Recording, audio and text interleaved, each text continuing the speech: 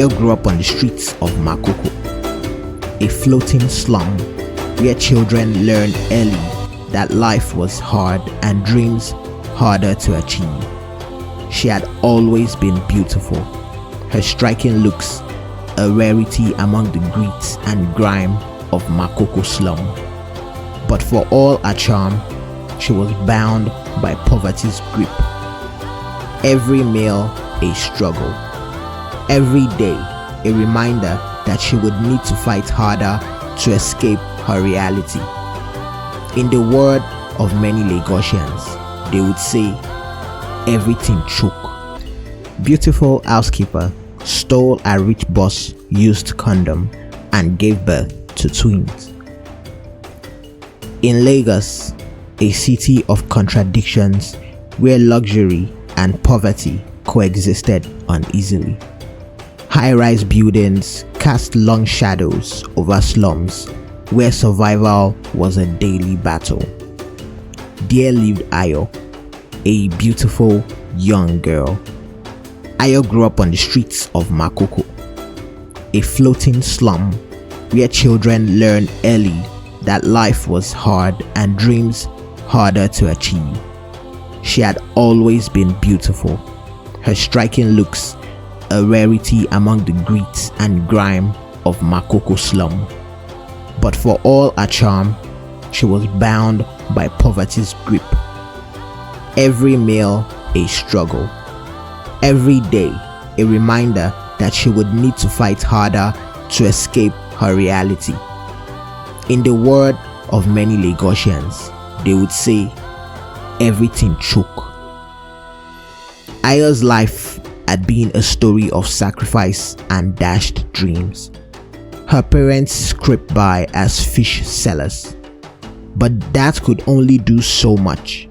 Her dreams of university died before day began, and soon she found herself accepting work as a cleaner in the home of Adisa, a young tycoon whose empire spanned real estate, oil, and tabloids for his many affairs.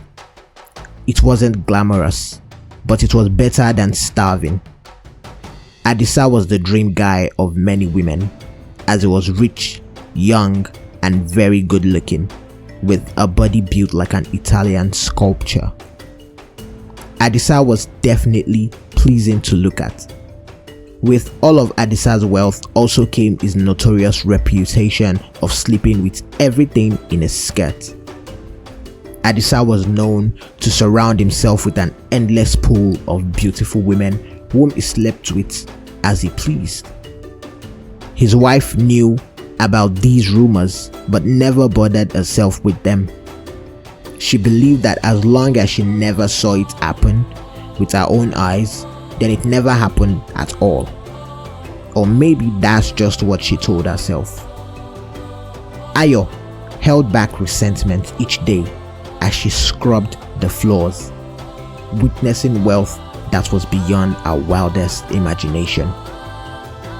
How can some people have so much while many of us have so little? She would think to herself every now and then.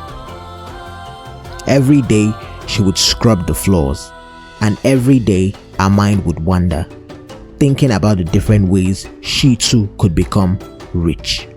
Adisa's mansion was an expanse of marble floors and vaulted ceilings, each corner gleaming with a level of opulence she never could have imagined. The arts lining the walls, the smell of imported leather in the plush couches. Each detail spoke of a life unattainable to her. But it was Adisa's wife, Ezinne, who fascinated her. Despite her husband's philandering ways, Ezinne maintained a stoic dignity, her designer clothes and poised manners a silent representation of a woman who had made peace with her husband's lifestyle, or perhaps who saw it as a fair exchange for the wealth she now lived in. Ayo's resentment simmered daily, seeing a world so close yet so unattainable. Adisa's notorious affairs and his eyes lingering too long on her only fueled her anger. She saw in him not just the promise of wealth, but a means to her escape, a way to claw a way out of Makoko's squalor. She wouldn't wait for fate, she would force her hand, orchestrating her way into his life. There were several times when Adisa would touch her inappropriately and grinned as he did so.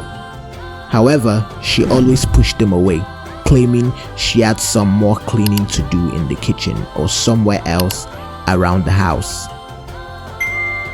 One day, while cleaning Adisa's private bedroom, she spotted something discarded, a used condom carelessly left behind.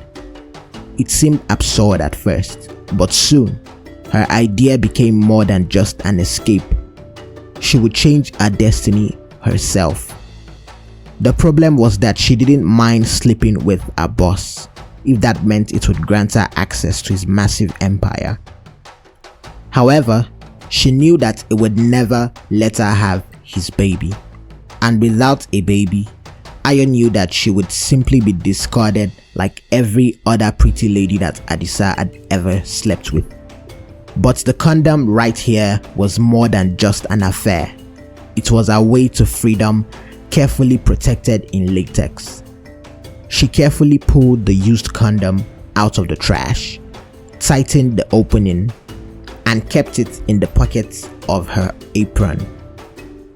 To execute her plan, after she left work that day, she went to see Dr.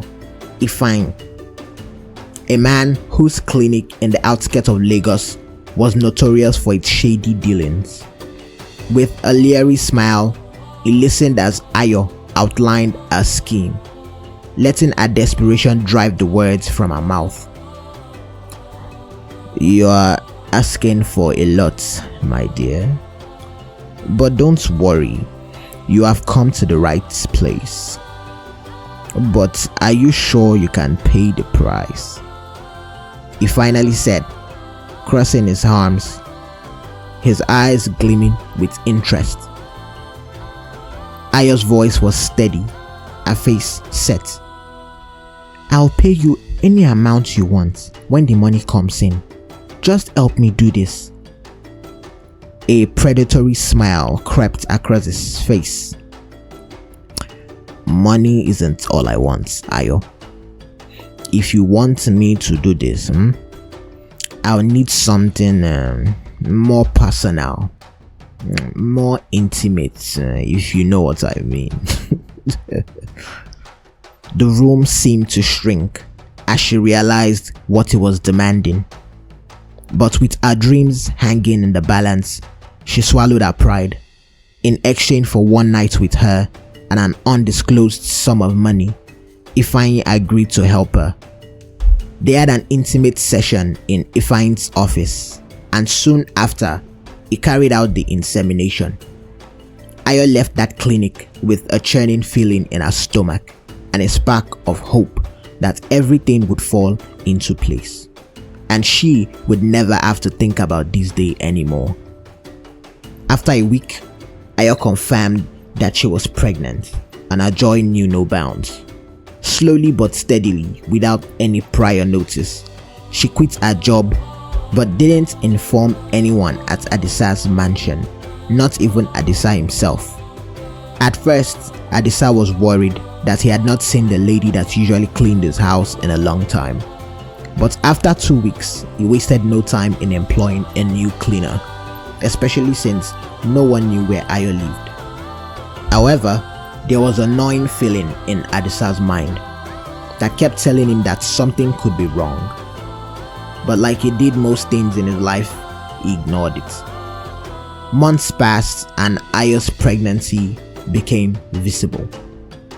She played the part of the innocent mother-to-be well, enduring the stares of those who saw her as yet another wayward girl, but within she harbored dreams of success.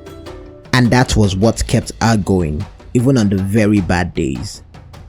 When her twins were born, a boy and a girl, She took them as a sign of destiny. Her time had come. A few weeks after her children were born, she marched into Adisa's lavish office, holding her 2 babies and demanding his acknowledgement.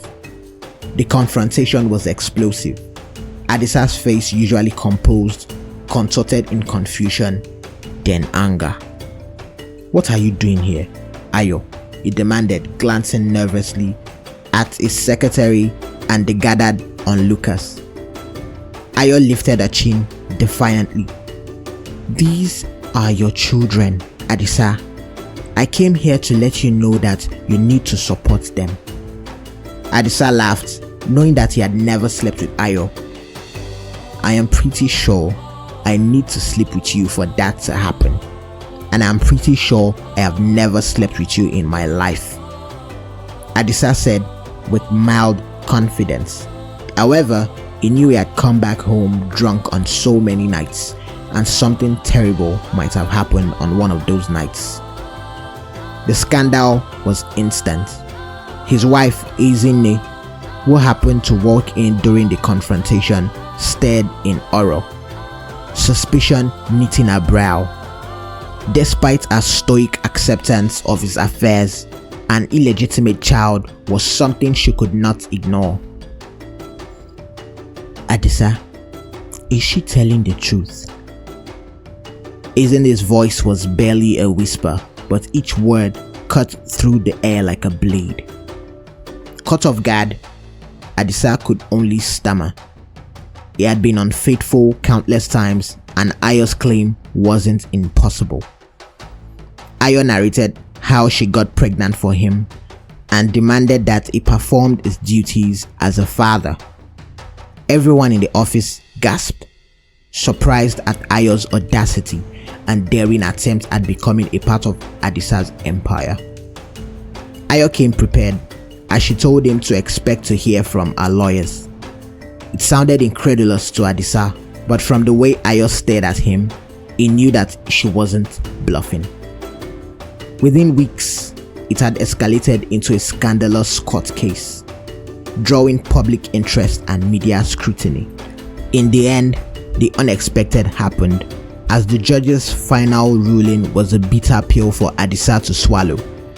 The court ordered him to pay 20 million naira a month for the first year, then 2 million naira monthly for the next 20 years. A ruling that shocked even Ayo. The money transformed her life overnight. She moved from Makoko to a luxury apartment, her children dressed in designer clothes, her life a testament to a dream realized. It was finally over.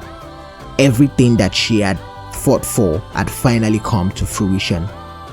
It was as if the world had finally aligned, and now she too could live the life she had dreamed of for many years. But her euphoria was short-lived. Ifeanyi reappeared, claiming his share, saying he wanted half of everything that she had, and reminding her that he had helped make her plan a reality. "Remember our deal, Ayo. I want half of everything you get. I'll expect my payment starting next month. Also, one last thing, I hope you know that those kids belong to me. I faked the paternity test to make sure that it showed Adisa as the father, but in reality, I'm the real father of those children. So don't play with me, Ayo." If you have enjoyed the story so far, remember to like this video by hitting the thumbs up button and subscribe to this channel. This goes a long way in helping us bring you more beautiful stories like this one. Thank you. His smug face was a slap to her newfound pride. "I won't give you half," Ayo eased. "I don't owe you that much." "Oh, but you do," Ifeanyi replied, his smile predatory. "And if you don't, I'll make sure people hear the truth." how you came to me, how I helped you, and let's not forget, I was with you before the insemination, so who is to say those children aren't mine? Panic clawed at her as she realized how deeply she was entangled in his web. Ifeanyi's threat grew more demanding, his visits more frequent. Ayo was trapped, haunted by the very man who had helped her rise. When he suggested they renew their arrangement, her frustration boiled over. She devised a desperate plan to end his hold over her.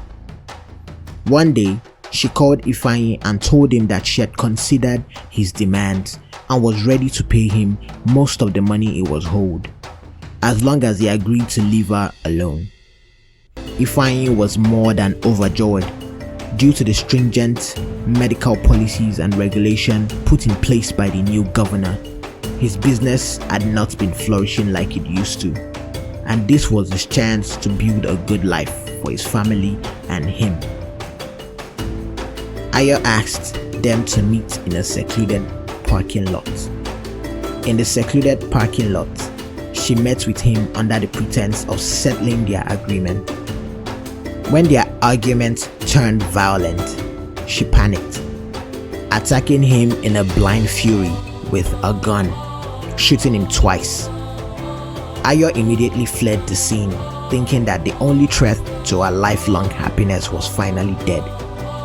Ayo felt very little remorse for what she did. She was no longer the innocent girl from the slum after all.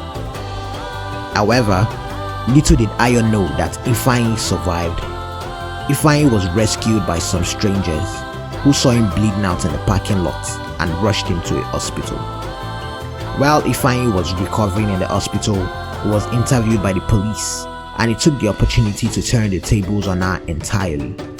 Now with bullet wounds to show and a story to tell, he told the authorities everything they needed to know, leaving out no detail and casting her as the scheming villain of a twisted plot. The trial that followed was more sensational than the last, exposing not only Ayo's scheme but Adisa's tarnished reputation as a serial philanderer. Ifeanyi spared no detail, laying bare how Ayo had come to him, how they'd falsified the paternity tests, and the lengths they've gone to in order to manipulate Adisa.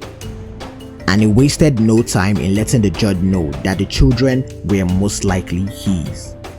The revelation stunned Lagos, and the judge had no sympathy.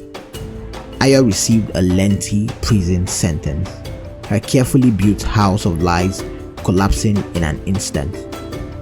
Ezinne, watching from the courtroom, finally felt a grim sense of justice. Her marriage had been tainted by Adisa's endless indiscretions, but seeing his name cleared, even partially, gave her some solace. She filed for divorce shortly after the trial, taking with her a significant portion of his wealth. The judge ordered a new paternity test for the children and both men that claimed to be the fathers. But to the surprise of everyone, the real father of the twins was Adisa. It was one of life's beautiful ironies. As Ayo sat in her prison cell, she realized the irony of her situation. The luxury, the money, the children, it had all been a mirage. Her desperation for wealth had destroyed everything she cherished. Adisa, meanwhile, left with nothing but a tarnished reputation and a broken family, sank into obscurity, his empire slowly crumbling under the weight of the scandal. And in Lagos, a city where secrets and ambition often spelled disaster, the story of Ayo became a cautionary tale whispered in the marketplaces and shanty towns. Hers was a story of a woman who flew too close to the sun only to crash and burn, leaving behind a legacy of shattered dreams, and a city that would never forget her rise and fall. In the slums and mansion of Lagos alike, people traded the story of Ayo and Adisa as a dark fable, a tale that underscored the limits of ambition and the cost of greed. Makoko, where Ayo's story began, felt like a distant memory, a place she once dreamed of escaping, but that now seemed to haunt her with every thought. From her prison cell, Ayo had time, too much time, to reflect on the life she'd so ruthlessly pursued. Her children were now in the care of Adisa, growing up in the shadow of a legacy she couldn't erase. Every morning, the other inmates gossiped, sometimes with scorn, sometimes with pity. Many had heard about her from the tabloids, and her story inspired reactions as diverse as Lagos itself. She kept to herself, bearing the shame and regrets that came in waves. Meanwhile, Adisa's empire, though salvaged somewhat by Ezinne's divorce, continued its downward spiral. Investors pulled out, fearing the stain on his reputation, and he struggled to recoup his losses. For the first time, he tasted the bitterness of ruin, a flavor once foreign to his life of opulence. He moved out of his mansion, now too large and quiet without Ezinne and the children. Alone with the children, he realized that the wealth he'd once taken for granted had a fickle nature, as ready to flee as it had once been to flow. However, his twin children gave him a renewed sense of hope, a reason to rebuild his empire to what it once was. After all, Adisa had the kind of money that would take multiple scandals like the one he just faced to completely vanish. But even then, it would still remain. Also, there were many young men like him in the business world who took pity on him and saw him as the victim of this scandal, since he never actually slept with Ayo.